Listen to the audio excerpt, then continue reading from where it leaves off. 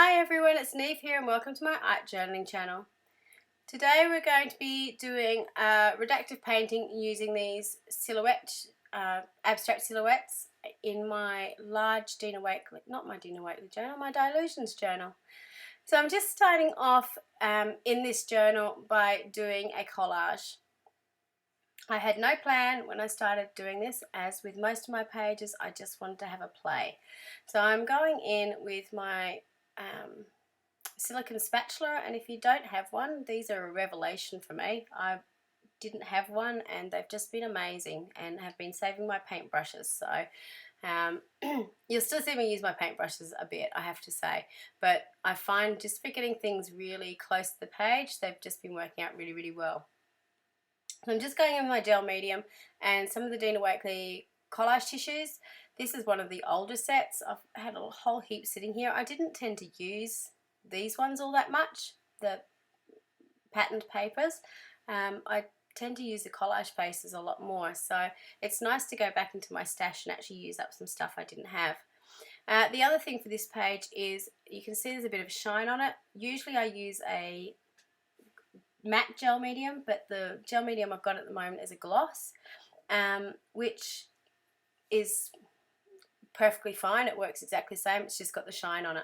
It did, I have to admit though, work really well for doing this technique in the background. And I don't know if it's because the gloss it just worked a little bit better or just because it was wet when I was doing it. I don't know, but I was really happy with how the background turned out. So I'm also using a whole heap of new stencils that I've got. Those two are from the Crafters Workshop. One's an Art by Marlene flower thing, the other one's just bubbles, but I really like how they go. The background itself is kind of inspired by Lisa Oxley, or Scrap Witch Lisa, if you follow her on Instagram. She does the 100 Days Project and has a time lapse of all her artwork, and she's absolutely amazing at doing this sort of technique. Where she puts on the acrylic paint, uses a stencil, wipes it off, puts on some more paint, puts on some white paint. She just does an amazing job, and in no way can I ever replicate what she does because she just makes it look so easy, and every time I try to do something similar it doesn't quite work out.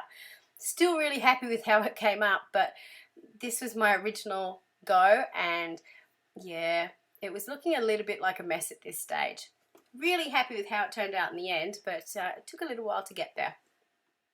So I'm just going in with my heat gun to dry it off.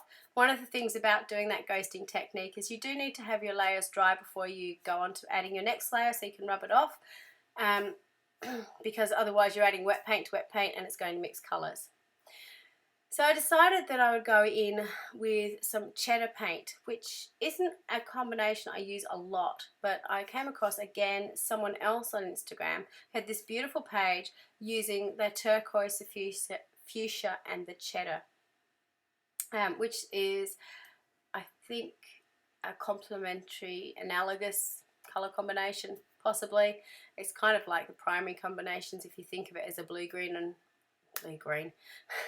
Blue, yellow and red, but yes, it's just one of those combinations. I wish now I probably used more of a yellowy tone than the orange, but you'll see how I changed that up at the end. So because I wasn't 100% happy with my background, my go-to thing at the moment, if I'm not happy with it, is add neon colour to it. And it always makes me happy. So I'm going in with some Amsterdam paints now, which are the neons, which are the Reflex Yellow and Reflex Rose. And you can see adding that yellow over the top of the cheddar is brightening it up. It's also brightening up what's underneath as well. The great thing about neon paints are, by their nature, they are very translucent. So you can see what's happening underneath, and it does change the colour of what's underneath. It brightens it up. And it's a really great way of adding some brightness to your page but kind of blending it in. You get this glow happening on your page, but you're not necessarily sure how that glow is happening. So once I'd done this, I was sort of really happy with where it was going, and I decided I was going to do some mark making over it. So I'm using my new Tim Holtz mark making set and my, or I will do, use some different coloured permanent inks over the top. Now, the permanent inks that I'm using are the archival inks, which are an oil-based ink, and that does something really funny with the technique that I'm going to show you. Because it's an oil base, the ink kind of floats to the top of the surface, so you still see it. The foam stamps I'm using are new foam stamps by Flutterby Designs, and again, I just couldn't go past having that beautiful cross. I use that sort of motif in my artwork a lot, whether it's hand drawing it or using stencils, crosses in them, or plus signs or X's, whatever you think they are. I just really like that shape. I love how you can sort of do the variety of sizes with it, I think is what I really like about it. There's also really no right or wrong way to do it, so it appeals to me. So as I was doing this, I decided I wanted to do a reductive background because it was very busy, and I wanted to, while I really like the background, I wanted to make it the focus. So I decided I was going to use some of these abstract figures. Now, the two white ones are chipboard shapes that Dina Wakely released, and the black one is one of her masks out of her stencil material.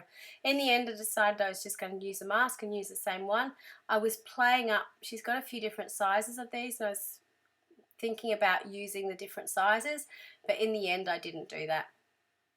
I'm just going in with some white paint. This is Amsterdam titanium white. You could use gesso to do this. I've found that this Amsterdam paint is quite opaque, so it works well for this technique. I'm just going along and just painting out the background. I'm being really careful not to go up to the top of the page though, because I knew I wanted sort of a border at the top and the bottom. So as I'm going along, I knew I was probably going to flip my stencil, so I'm just trying to clean it off. I don't often clean my stencils, as you see on this channel, but because I knew I wanted to flip it down and obviously keep the background, I needed to have that clean. So I'm just going in and finishing that off, and you can see they're not all standing in the same place on the page. They're sort of up and down a little bit, just so they fit in. This figure was a little bit trickier to paint in because you can see my journal is getting quite full. I'm getting towards the end of my journal, so I just shoved it in along the side. It didn't matter because you're not really going to see its shoulder, but I just sort of fitted it in. And now I'm just going back with the excess paint I have and painting out the background. And you can see already, particularly in the middle of the book, where those red crosses are floating to the top somewhat. It's just a really cool technique. It blanks out the background, but you can still see it sort of coming forward as well. So you can see the connection between the foreground and background. And I really like seeing that in my book, because it means for me that all the effort I put into doing the background isn't going to waste. It can still kind of be seen in the background. So now I'm going in and drying off my page just to make sure it's ready to work on. I know that I was going to go around and put some squiggly lines with my Stabilo Oil pencil. You would have noticed as well I painted out the kind of, I'm not sure if it's a foot or a shadow on that mask. I just don't really like that little triangular shape that comes off the end. So you can see when I'm drawing this in, I'm kind of bringing the foot down to a point. So it's, yeah, just more pleasing to my eye. I'm sure there's a reason for it, and I'm not doubting someone who's actually a, qualified, paid, trained artist, but yeah, that I find it nicer not having that there. The quote that I'm about to cut out on this page is one that's been sitting in my collage stash for a long, long time.